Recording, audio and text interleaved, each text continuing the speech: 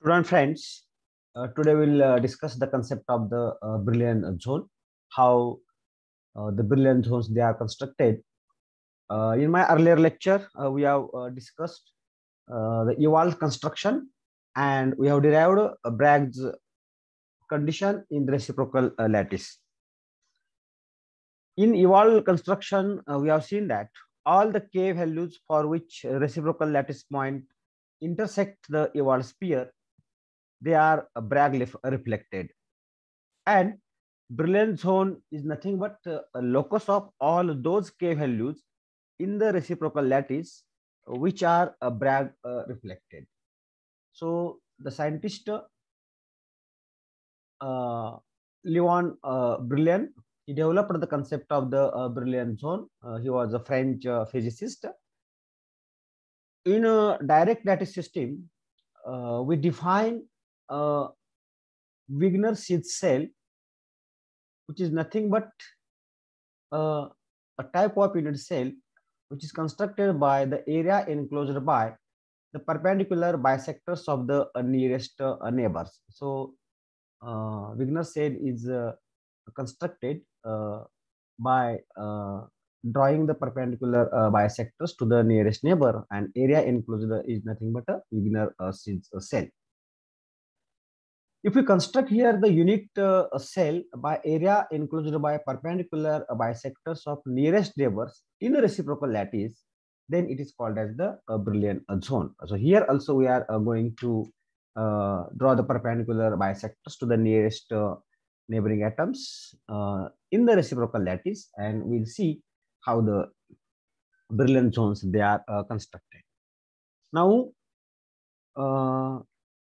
we can construct Brilliant zones for simple square lattice of Q of edge A. So here we are going to study the construction of the Brilliant zones by considering the simple square lattice, and we know that the primitive translational vectors of this square lattice, they are given by the vectors. We know that they are given as, this is vector A is equal to A into this unit vector I, and other side is given by primitive translational vector B is equal to, again it is A into this I, because A is equal to, this is J. So A is equal to B for a square lattice. And the primitive translational vectors in a reciprocal lattice will be, that means if you write primitive translational vectors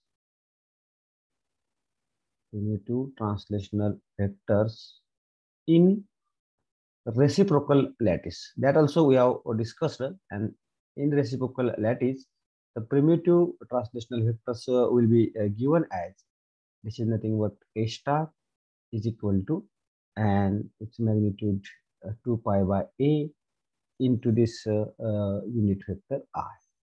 And how this B star will be given? So vector, this is B star is equal to, again it is magnitude same 2 pi by A into this unit vector J.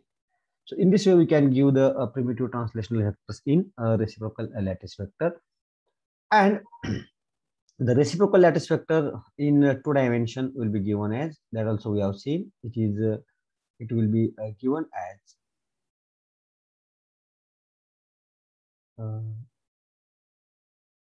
G is equal to vector G is equal to sum of these two. That means it is given as actually HA star, that also we have studied, plus KB star, and using the values of A star and B star, we'll get G is equal to 2 pi by A into this bracket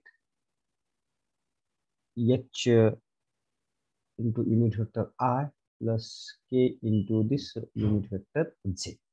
So in this way we will get the reciprocal lattice vector in this two-dimensional square lattice, where here H and K are the Miller indices, and these takes the values integer values. Again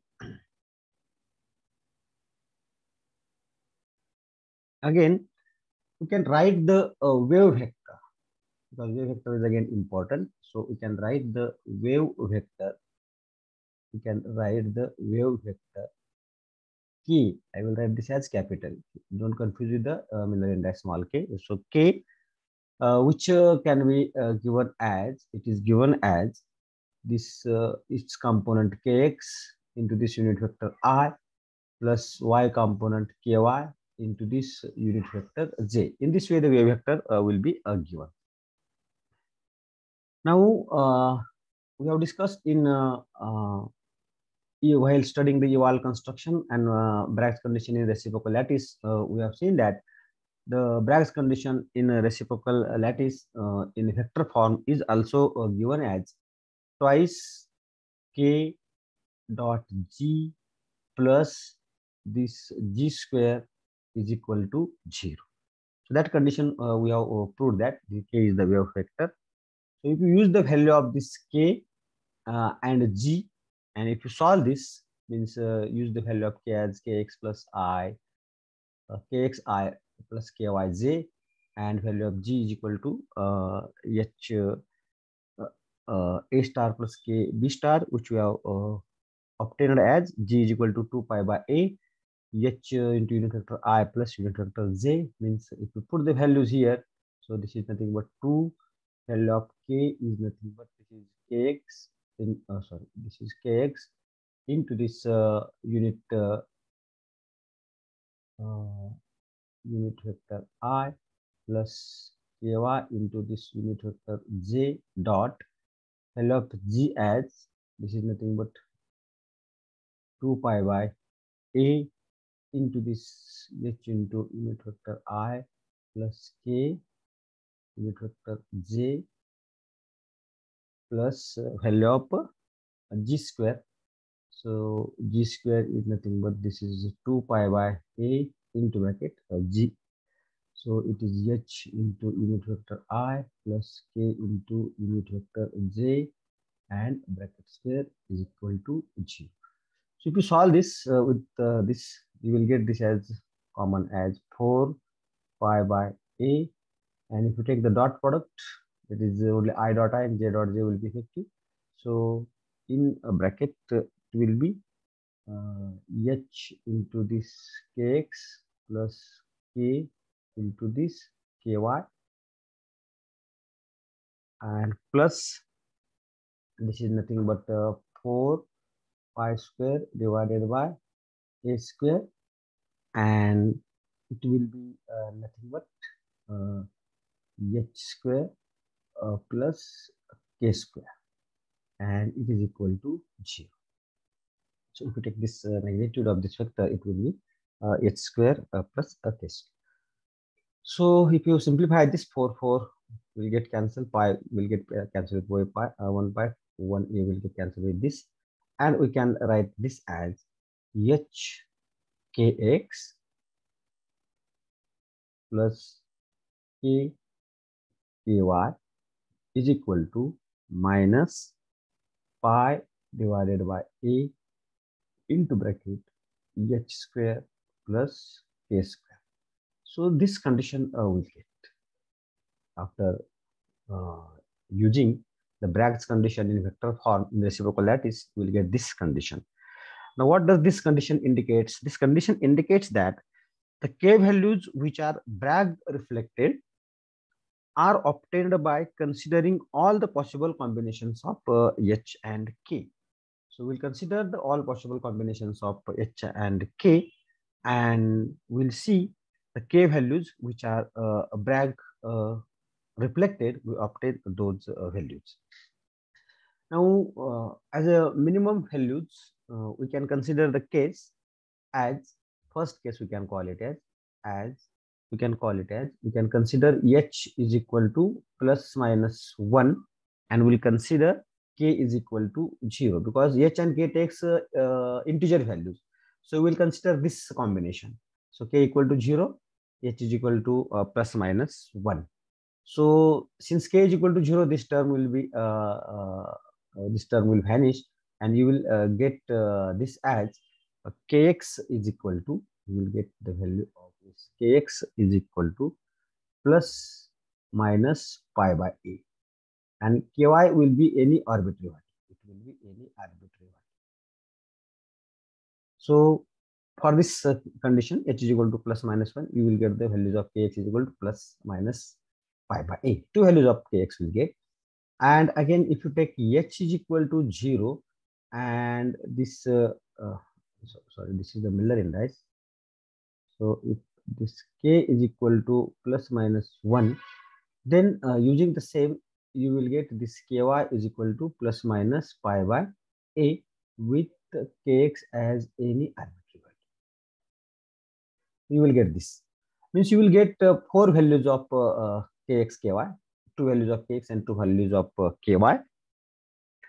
And we can plot these values in order to get the understood the concept of the Brillouin zones. So how to obtain the Brillouin zones? First Brillouin zone, second Brillouin zones, there are there, third Brillouin zones.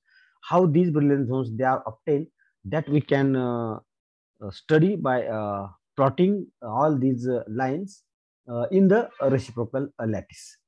So these lines will be terminating at kx is equal to plus minus pi by a, and ky is equal to plus minus pi by a, and they will produce the Bragg reflection. And the square bounded by these 4 lines is called as the first Brillouin zone. So we'll see how the first Brillouin zone is formed. So let us consider. Suppose these are the reciprocal lattice points. All are the reciprocal lattice point. And let us consider any reciprocal lattice point as origin. Any reciprocal lattice. I have considered this reciprocal lattice point as the origin, and I have called it as the O. Now, what we have to do, we have to draw the lines at kx is equal to plus pi by a, kx is equal to minus pi by a, ky is equal to plus pi by a, and ky is equal to minus pi by a. Now, actually, this distance, if you consider this is the first reciprocal lattice point, which is nearest neighbor to this reciprocal lattice point, that any lattice point we have considered as origin. And if you consider nearest neighbor, so this will be the nearest neighbor, this will be a nearest neighbor, this will be a nearest neighbor, this will be nearest neighbor. So all these will be first nearest neighbors. And obviously, these reciprocal lattice points will be at a distances of 2 pi by a, 2 pi by a, 2 pi by a, and 2 pi, as per the definition. So we have to draw the lines kx and ky. Suppose I will consider this direction as kx direction and this direction as a ky direction. So I have considered this as ky and this as kx. So I have to draw the lines at the middle. Means if you consider a line joining this origin and first reciprocal lattice point, I have to draw the perpendicular bisector, which will be kx is equal to plus pi by a, and it can be drawn like this. So I have drawn this at kx is equal to pi by a, because this distance is 2 pi by a. I have drawn this perpendicular bisector to this line joining the O and first reciprocal lattice point. So this will be kx at pi by a. Again, I will draw another line at kx is equal to minus pi by. So I have drawn the line at kx is equal to minus pi by a. Again, 2 more lines I have to draw at ky is equal to plus pi by a and ky is equal to minus pi by a. So this line will be the line joining the reciprocal lattice point at origin and nearest neighbor, which is at 2 pi by a. So I have to draw the perpendicular bisector like this. So it will be at plus ky is equal to pi by a, and this will be at ky is equal to minus pi. Now, these 4 lines have formed a square, and this is the area. So actually, these are called as Bragg planes. Remember, all these are actually we are discussing in a 2 dimension. Therefore, this is line. But if you consider 3-dimensional case, these will act as a Bragg plane. And this area, this is called as the first Brillouin zone. So this is called as the first Brillouin zone. So you will observe that the first Brillouin zone, it is again a square lattice. Upside A, if we have considered the square lattice, and there we have constructed the reciprocal lattice. So first Brillouin zone of square lattice of side A is again a square of side 2 pi by A. So this total side, it will be 2 pi by A, because this is the pi by A and this is the pi by A. So this total will be 2 pi by A. So it is again a square of side 2 pi by A. So this is called as the first Brillouin zone. I have shown this as the first Brillouin zone. So the first Brillouin zone is constructed like this. So all k values which are within the first Bragg plane. So these are Bragg plane, and all the k values, they lie within the square. It is called as the Brillouin zone. So in this way, we can construct the first Brillouin zone. A second Brillouin zone can be constructed by considering the next nearest neighbor and drawing the perpendicular bisectors to the line joining that reciprocal lattice point and origin. So if you consider this as origin and this as the second nearest neighbor, this is the first nearest neighbor, second nearest neighbor is this. So if you draw a line like this, and if you draw the perpendicular bisector, then that bisector will be the Bragg plane. And if you draw all such a Bragg planes, then you will observe that the second Brillouin zone is formed. For that, what we have to do, we have to make use of again that equation, which equation we have derived. If you remember, that equation is h kx plus k ky is equal to minus pi by a into this h square plus k square. So these are Miller indices. Now again, if you use here next possible combination for h and k, as for h you can take plus minus 1, and you can take for k as plus minus 1. So if you use this combination here, you will get this equation as plus minus kx plus minus ky is equal to, this is nothing but 2 pi by a. So you will get 4 lines, means kx plus ky is equal to 2 pi by a, kx minus ky is equal to 2 pi by a, minus kx plus ky is equal to 2 pi by a, and minus kx minus ky is equal to 2 pi. All 4 lines. How these 4 lines will be obtained? These 4 lines are nothing but, if you consider this as the second nearest neighbor, then if you draw the perpendicular bisector, then you will get the second Brillouin zone. So let us see. I have drawn these two perpendicular bisectors. So this line is bisector to this line joining the reciprocal lattice point and this origin. So this bisector is line this bisect this plane or this line is a perpendicular bisector to the line joining this origin and this reciprocal lattice point. So in this way, you can draw 2 more lines like this, and the second Brillouin zone is obtained for those values of k which are which cross the first Bragg plane. So after crossing the first Bragg plane, you get that area. It is the second Brillouin zone. So this is the first Bragg plane. If you cross this Bragg plane, you will get this area. So if you cross in this direction, this Bragg plane, you will get this area. If you cross this Bragg plane in this direction, you will get this area. If you cross this Bragg plane in this direction, you will get this area. So this is nothing but a second Brillouin zone. So in this way, you can construct the second Brillouin zone.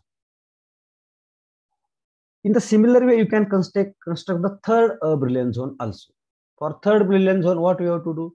We have to draw the perpendicular. You have to draw the perpendicular bisector to the line joining the origin, or let's point at origin and third nearest neighbor. So third nearest neighbor is this point. So this is the third nearest neighbor. This is the third nearest neighbor. If you join this line, and if you have to draw the perpendicular bisector, it will be somewhat like this. So you have to draw all such 4 lines in this way. So you will get this.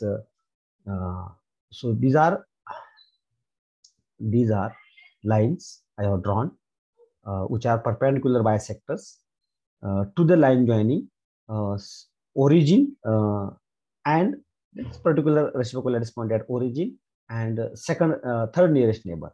So this is the line. If you draw all such lines, and if you consider the area between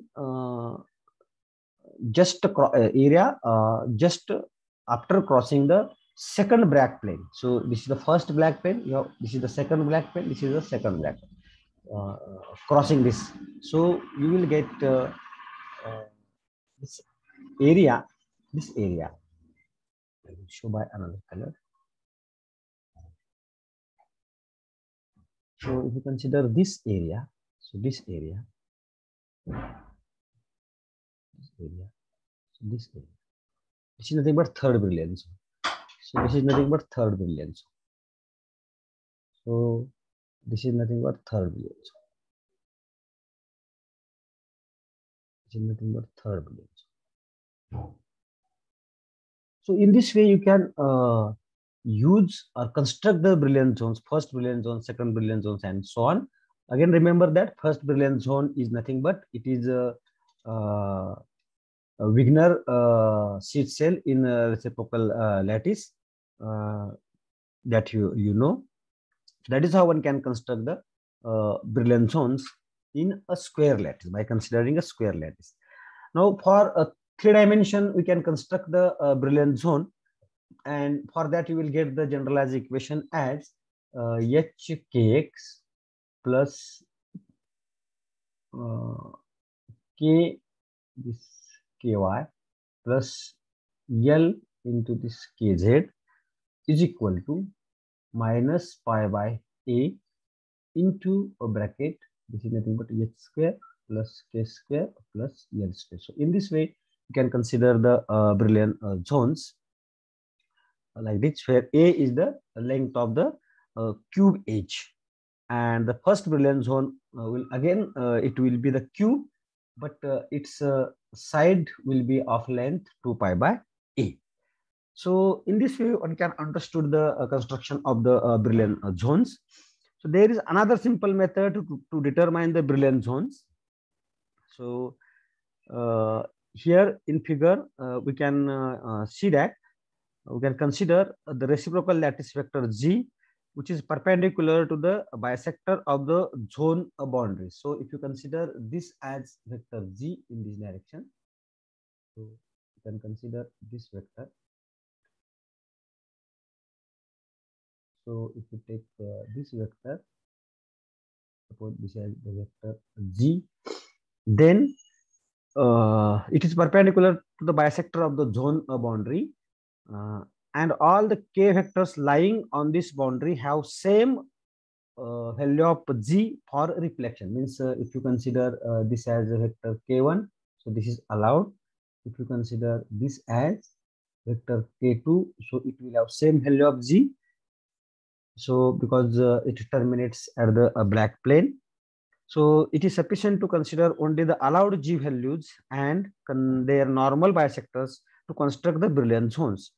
The first brilliant zone is given by the normal bisectors of the shortest possible G vectors, just we have seen, and second brilliant zone is the region bounded by the normal bisectors of the next larger G vectors.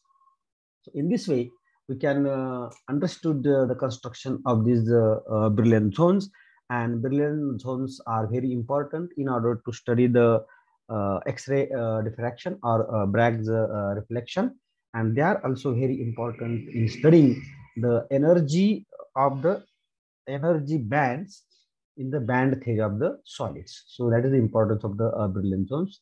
So hope you might have enjoyed this lecture. I request you to like and share and subscribe my YouTube channel so that I will prepare more and more interesting videos for you. Thank you for watching this lecture.